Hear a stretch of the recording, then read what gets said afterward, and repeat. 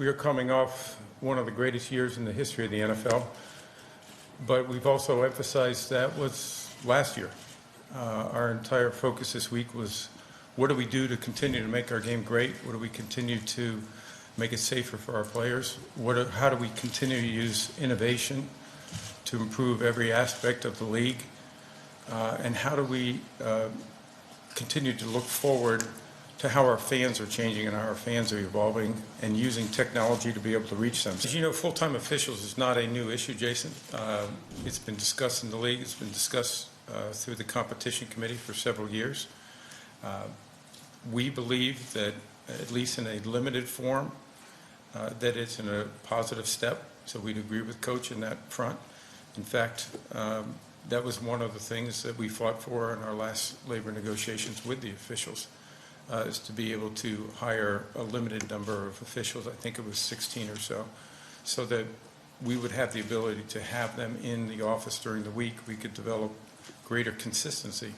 And consistency is really the core of what we've talked about all week here in officiating. That's what we want to deliver to our teams.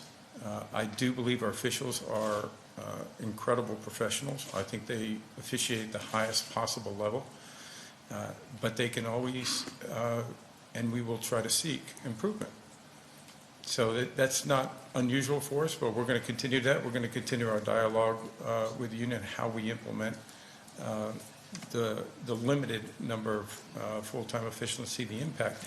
I do believe, though, from a broader standpoint, Jason, whether they're full-time or they're part-time, officials are going to make mistakes.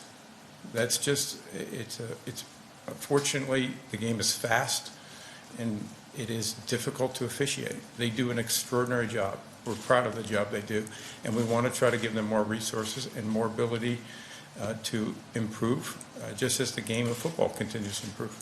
Robert Kraft said this week that a little while back he sent you a letter asking you or the NFL to restore the Patriots' first-round draft pick, maybe go easy on Tom Brady. Did you respond to his letter, and what do you think of the notion of giving them their pick back, or at least reducing the penalty before the draft?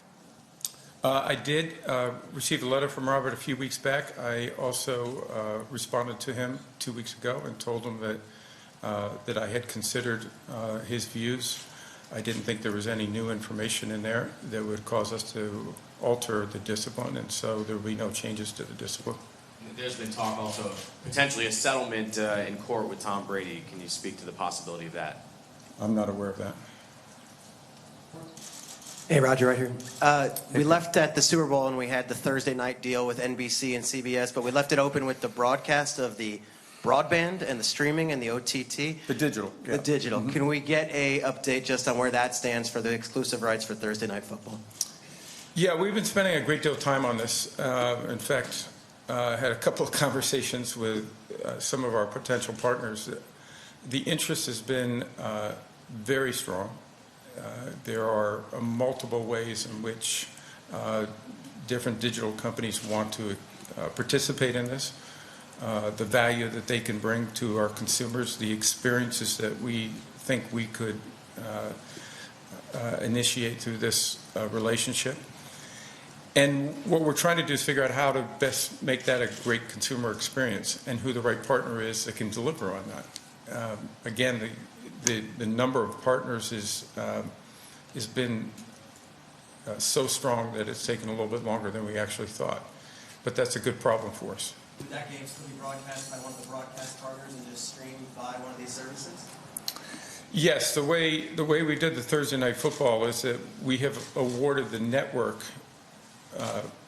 piece of that to NBC and CBS. We also have the games on the NFL Network, and this is our TriCast model. So those are the first two pieces of the TriCast. The third is the digital, being able to stream the game to their customers on a global basis. So there are a number of pieces that are associated with that, but we have the full rights with our network agreements to do that. And we expect to do something that I think, one, will be positive for our fans, but two, and probably as important to us, is how are we going to learn more about how this works?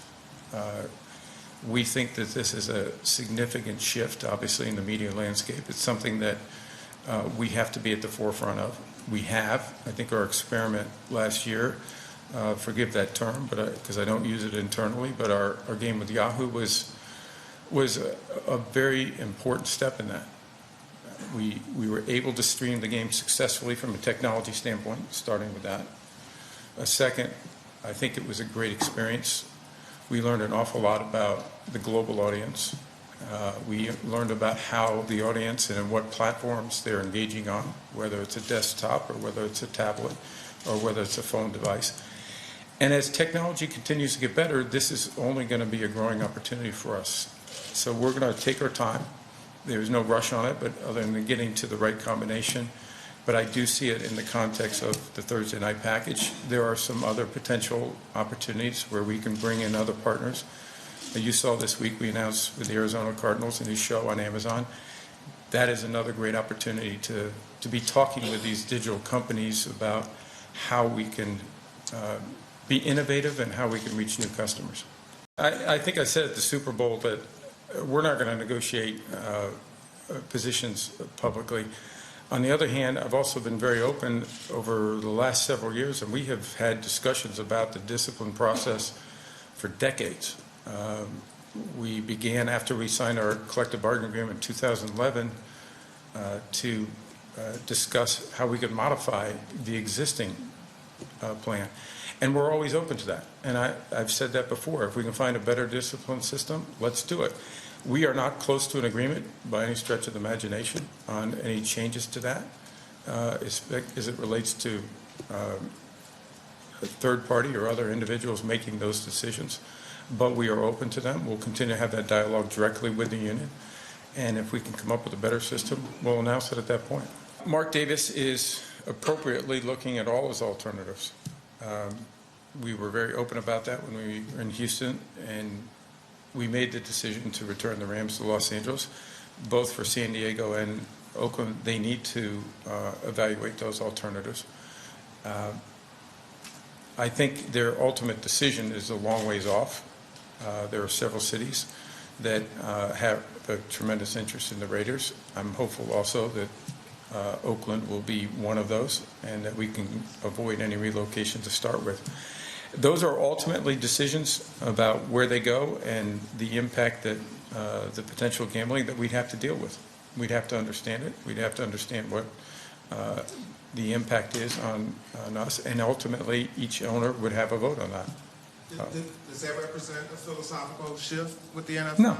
Relocations are always, as you know, and we experienced it this January, one, painful, but two, subject to 32 teams' view of that. They each make their own decision on that. We would obviously, that would be a factor that I think many owners would have to balance, the league would have to balance. But until we got a hard proposal that really put that in front of us, we'd have to understand what the ramifications of that are.